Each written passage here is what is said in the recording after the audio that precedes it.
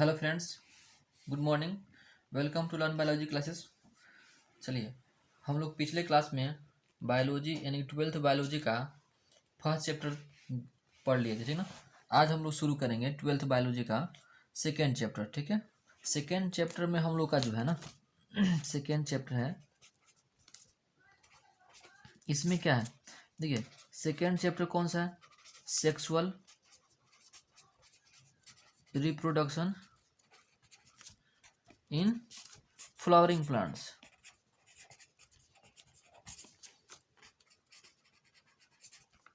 ठीक है, यानी कि जो है ना पुष्पी पादपों में लैंगिक जनन चैप्टर हम लोग का है, इसको आज हम लोग देखेंगे, ठीक है।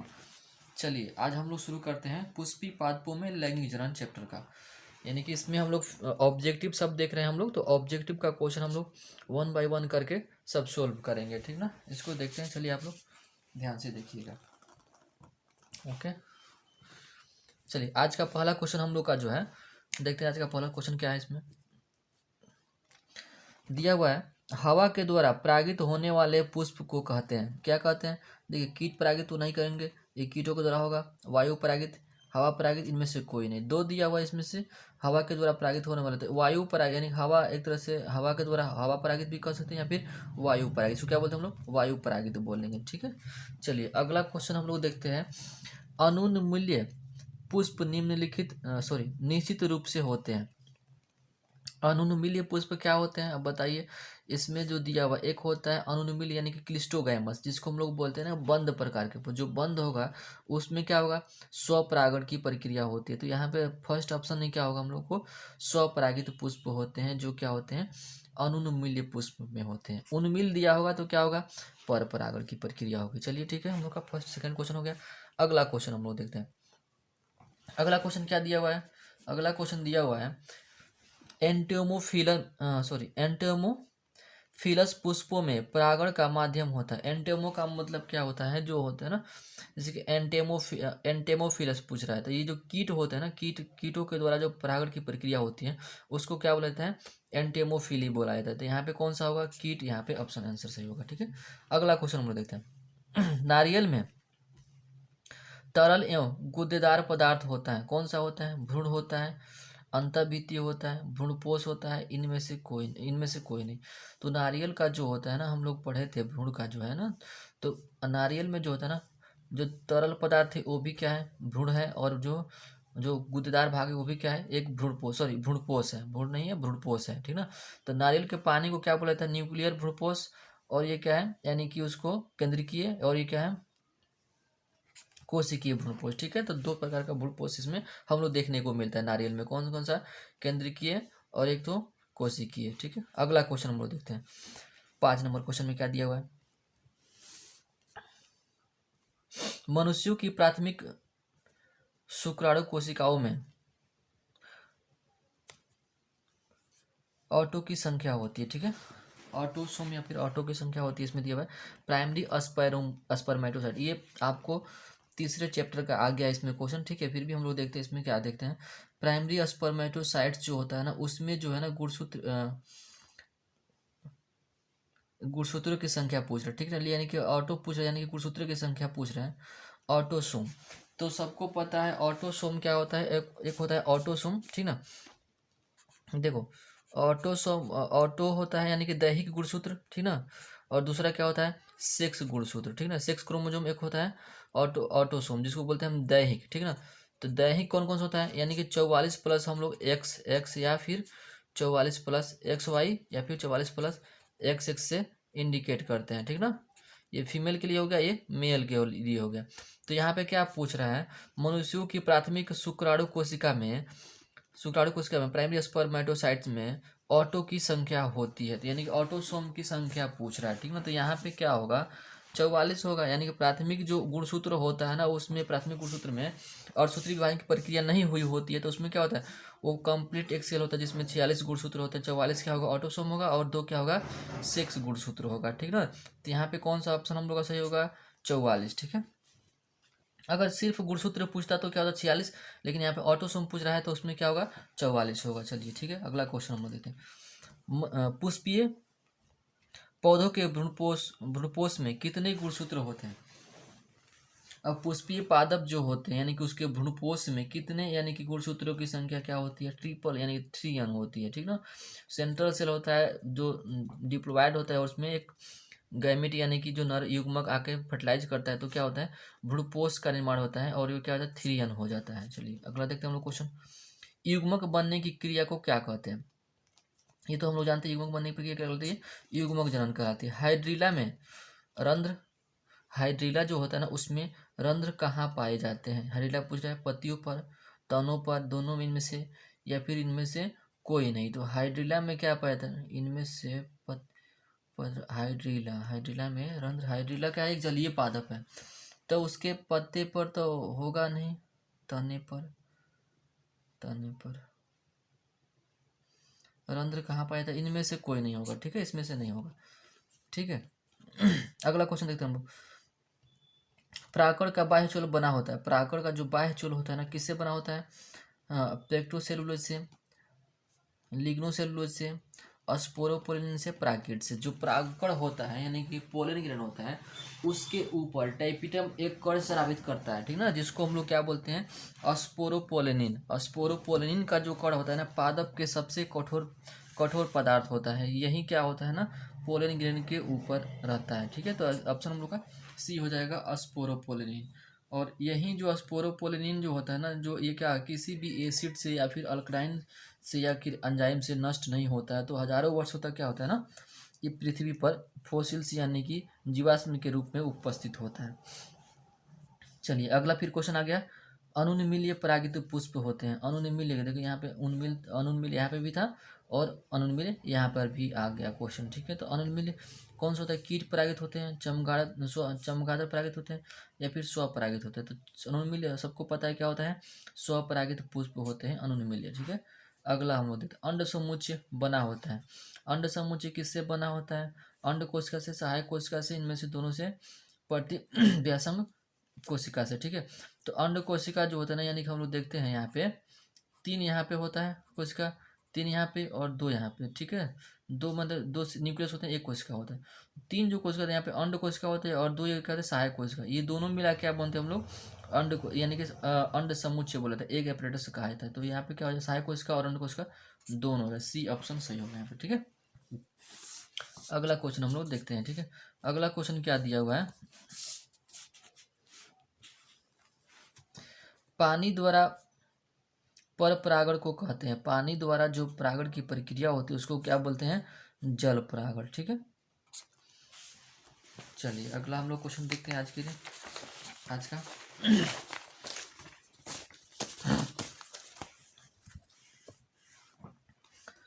काइजमा किस अवस्था में, अगला क्वेश्चन कौन सा है? काइजमा किस अवस्था में बनता है? तो काइजमा किस अवस्था में बनता है? समसूत्री कोशिका विभाजन के द्वारा, या माइटोसिस कोशिका विभाजन में, या फिर अर्धसूत्री कोशिका विभाजन में, या फिर इनमें से कोई नहीं। अर्धसूत्री विभाजन जब होता है ना कोशिका की, अर्धसूत्री सबसूत्री कोशिका विभाजन की अवस्था में होता नहीं है, ठीक है। अर्धसूत्री कोशिका विभाजन में क्या हुआ ना, काइजमा का निर्माण होता है, ठीक है ना। काइजमा का निर्माण कब होता है? अर्धसूत्री कोशिका विभाजन में होता है, ठीक है। इसमें ये हो जाएगा ऑप्शन। चलिए अगला हम लोग क्वेश्चन देखते हैं। मदद करता है निम्नलिखित में कौन सा परागकण के वर्तिकाग्र पर शुरू में परागण में मदद मिलता है? कौन सा होता है इसमें? देखें, फास्फोरस होगा, या फिर कैल्शियम प्लस आयन होगा, या फिर क्या होगा, इसको क्या बोलते हैं? मैग्नीज, या फिर एमो से मोलिब्डेनम, ठीक है। अगला हो गया हम लोग क्लोरीन। तो इसमें क्या होता है? देखिए जो परागण परागण होता है ना, तो कौन सा परागण के वर्तिकाग्र पर शुरू में परागण में मदद करता है? तो परागण में मदद कौन करता है? ये वर्तिकाग्र पर कौन सा पाया जाता है? वर्तिकाग्र के ऊपर जो पाया जाता है ना, कौन सा होता है? कैल्शियम प्लस आयन पाया जाता है, ठीक ना। कैल्शियम प्लस आयन जो होता है ना, वर्तिकाग्र के ऊपर पाया जाता है। अगला क्वेश्चन हम देखते हैं। परागकण में मौजूद ऑक्सीन ऑक्सीजन किसकी वृद्धि में मदद करता है? परागकण में मौजूद ऑक्सीजन किसकी वृद्धि में मदद करता है? परागनली एवं अंडाशय, सिर्फ परागनली, सिर्फ अंडाशय, नर युग्मक, ठीक है। तो परागकण में मौजूद ऑक्सीजन जो होता है ना, क्या किसमें मदद करेगा आपको?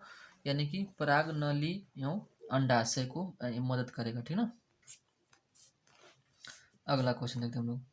परागकोश संबंधित है, किससे संबंधित है? एक मिनट, सॉरी। परागकोश संबंधित है, किससे संबंधित है?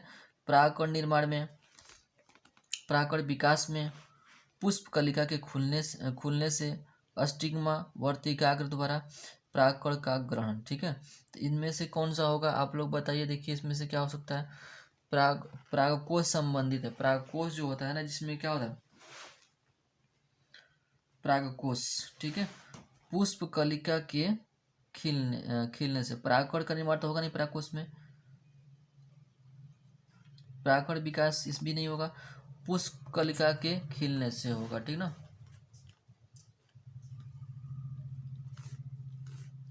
अगला क्वेश्चन देखते हैं हम लोग। परागकण का परागकोश के निर्माण एवं विभेदन को कहते हैं। परागकण का परागकोश से निर्माण एवं विभेदन को क्या कहते हैं? परागकण का परागकोश से निर्माण एवं विभेदन को क्या कहते हैं? इसको हम लोग बोलते हैं परागण का, परागण क्यों दिया हुआ?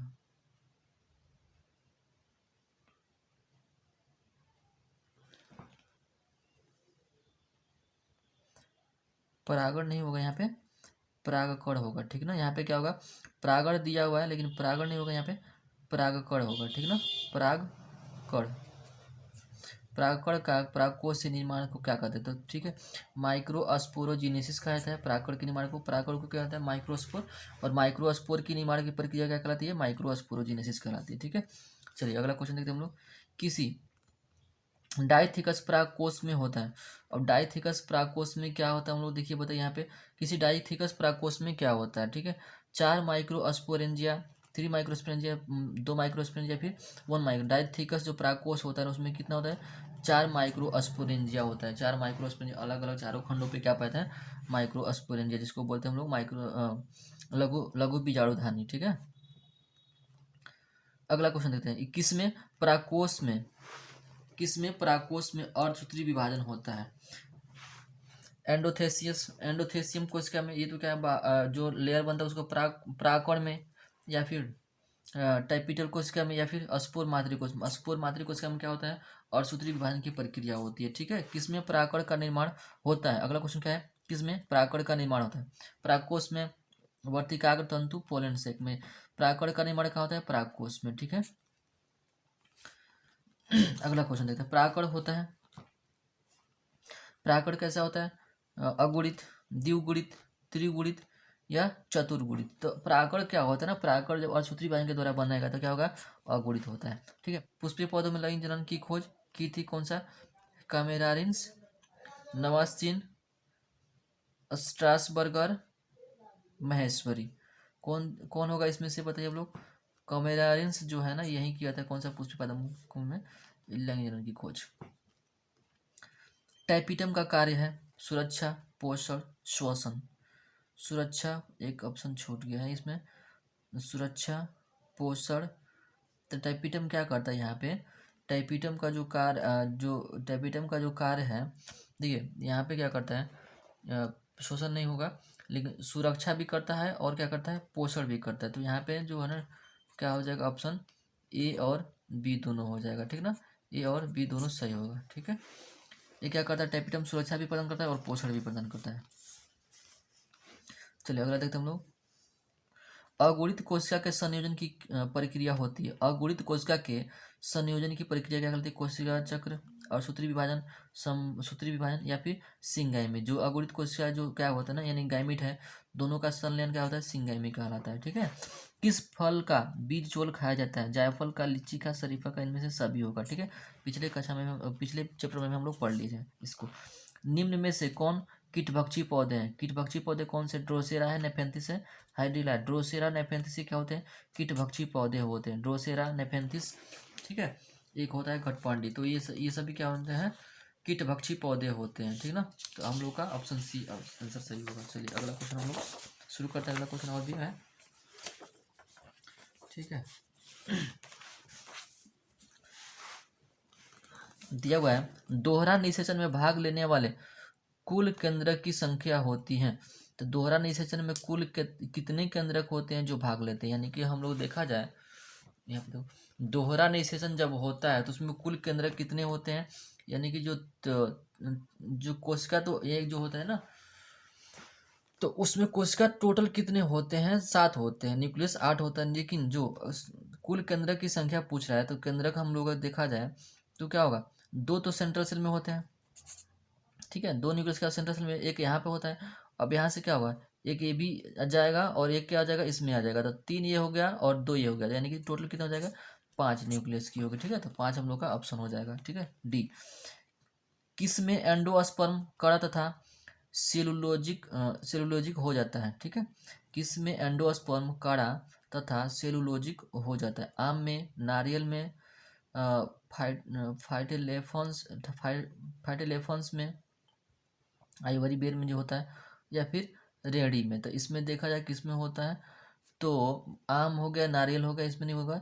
फाइटोलेफास यानी कि आइवेरी में, आइवरी में क्या होता है ना, एंडोस्पर्म कड़ा तथा सेलुलोजिक हो जाता है। अगला देखते हैं क्वेश्चन हम लोग का, हरा नारियल में निहित दूधिया जल है, हरा नारियल में निहित दूधिया जल क्या है? लिक्विड चैलाजा, लिक्विड न्यूसेलस, या फिर degenerated liquid free nuclear endosperm, या फिर लिक्विड फीमेल गैमेटोफाइट्स। अब बताइए, यहाँ पे हम लोग देख रहे थे, हम लोग क्या पढ़े थे, न्यूक्लियर यानी कि जो है ना, न्यूक्लियर एंडोस्पर्म है कौन सा, नारियल का पानी। तो यहाँ पे हम लोग देख रहे हैं कि इसमें पूछ रहा है नारियल यानी कि जो हरा नारियल में निहित दूधिया जल, यानी कि जो जल है क्या होगा, यहाँ पे दिया हुआ है degenerated liquid free nuclear endosperm, तो क्या होगा, सी हम लोग ऑप्शन यही सही होगा, ठीक है। किसी मूल कोशिका में गुणसूत्र की संख्या 14 है, सिनर्जिड्स में इसकी संख्या क्या होगी, ठीक है। तो सिनर्जिड्स में इसकी संख्या क्या होगी जी, किसी मूल कोशिका में गुणसूत्र की संख्या 14 है, तो सिनर्जिड्स में इसकी संख्या क्या होगी? सिनर्जिड्स में क्या होगी, सिनर्जिड्स यानी कि कह रहा है, सिनर्जिड्स कहने का मतलब नहीं हुआ है, यानी कि पूरे जो हो ना इसमें भ्रूणकोश में क्या होगा, पूरे कितनी कोशिका होगी, यहाँ पे भ्रूणकोश देना चाहिए, तो कितना होगा कोशिका, 7 कोशिका होना चाहिए, ठीक है, 7 कोशिका होगा। अगला हम लोग देखते हैं, मक्का में प्रोटीन युक्त एंडोस्पर्म को कहते हैं, मक्का में प्रोटीन युक्त एंडोस्पर्म को कहते हैं एपोफाइसिस, अस्कुटेलम, या फिर कोलियोपोटाइल, ऑल्यूरोन, भीति। इसमें से कौन सा आंसर होगा हम लोग का, जो एपोफाइसिस हो गया, स्कोटेलम हो गया, फिर कोलियोपोटाइल हो गया, ये नहीं होगा, ऑल्यूरोन भीति कहते हैं, जिसको क्या होता है, मक्का में प्रोटीन युक्त एंडोस्पर्म को कहते हैं, ठीक है। एक अर्धसूत्री कोशिका विभाजन से कितने नर युग्मक बनते हैं? एक अर्धसूत्री कोशिका विभाजन से कितने नर युग्मक बनते हैं? नर युग्मक अगर पूछ रहा है तो नर युग्मक कितना होगा, एक अर्धसूत्री विभाजन में 4 कोशिकाओं का निर्माण होता है, तो नर युग्मक क्या बनते हैं, 4 बनते हैं, और मादा युग्मक क्या बनते हैं, अगर मादा युग्मक पूछे तो 1 बनता है, ठीक है ना। चलिए, एमएमसी यानी कि माइक्रोस्पोर मदर सेल या फिर मेगास्पोर मदर सेल में 24 गुणसूत्र हैं, इसके एंडोस्पर्म में गुणसूत्रों की संख्या होगी। अब बताइए आप लोग, यानी कि जो एमएमसी यानी कि माइक्रोस्पोर मदर सेल में जो है ना 24 गुणसूत्र है, ठीक है। अब इसके एंडोस्पर्म में गुणसूत्रों की संख्या क्या होगी, एंडोस्पर्म में,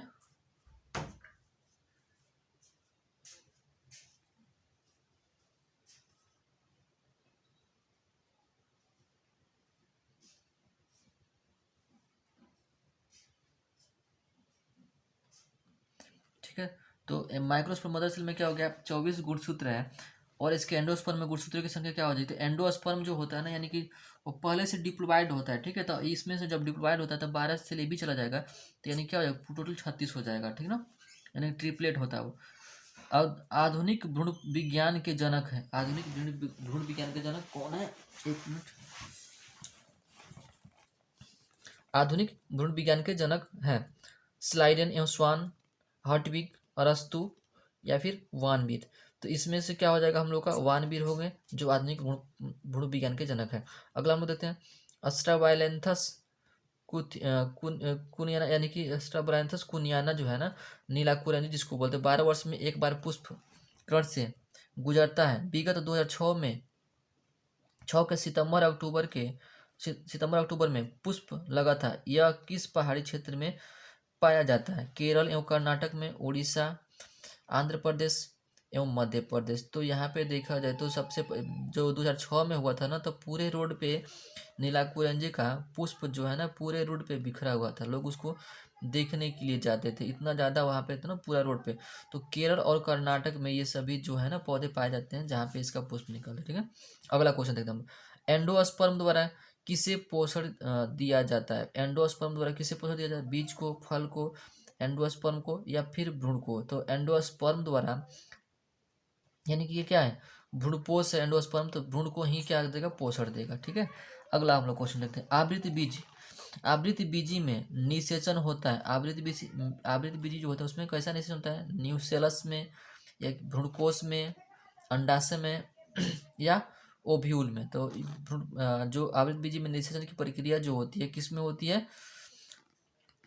भ्रूणकोष जो होता है ना, भ्रूणकोष में ही सभी चीज़ें क्या होती हैं, जो भी सेल होते हैं ना, गाइमेट जो होते हैं ना, भ्रूणकोष में ही होते हैं। तो भ्रूणकोष में ही इसका निषेचन की प्रक्रिया होगी। ठीक है, अगला क्वेश्चन देखते हैं। निषेचन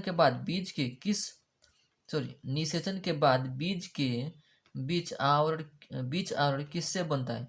बीज का जो है ना, बीच में जो आवरण बनता है वो किससे बनता है? एम्ब्रियो सैक से, एंटीगुमेंट से, ओव्यूल से, चिराजा रीजन से। तो एंटीगुमेंट जो होता है ना वही क्या होता है ना, उसका बीज का आवरण बनता है। वो क्या होता है, एक आउटर इंटीगुमेंट होता है और एक इनर इंटीगुमेंट होता है। अगला क्वेश्चन देखते हैं हम लोग क्या दिया हुआ है, सॉरी नहीं देख पाई यहाँ पे। अगला क्वेश्चन दिया हुआ है हम लोग, निम्नलिखित में कौन निषेचन के लिए आवश्यक है? निषेचन के लिए कौन सा आवश्यक है? कोरोला, ओव्यूल, कैलिक्स या फल? अब निषेचन के लिए यहाँ पे दिया हुआ था कोरोला, तो क्या है, ये तो एक रंगीन पत्ती होता है। कैलिक्स भी क्या है, जो हरा वाला पत्ती यानी जो सुरक्षा प्रदान करता है कली अवस्था में फूल को। फल तो सब कुछ जानता है। और ओव्यूल में क्या होता है ना, निषेचन के लिए आवश्यक है कौन सा? ओव्यूल। अगला देखते हैं, एम्ब्रियो साइक के प्रवेश करते समय पराग नलिका में होता है। पराग नलिका में क्या होता है? एम्ब्रियो साइक के प्रवेश करते हुए 2 नर युग्मक होते हैं। ठीक है, यहाँ पे ऑप्शन हम लोग का फर्स्ट ही सही होगा, 2 नर युग्मक होते हैं। चलिए आज के लिए बस इतना ही। अगला पार्ट इसका हम लोग फिर से देखेंगे, कल देखेंगे। ठीक है, धन्यवाद।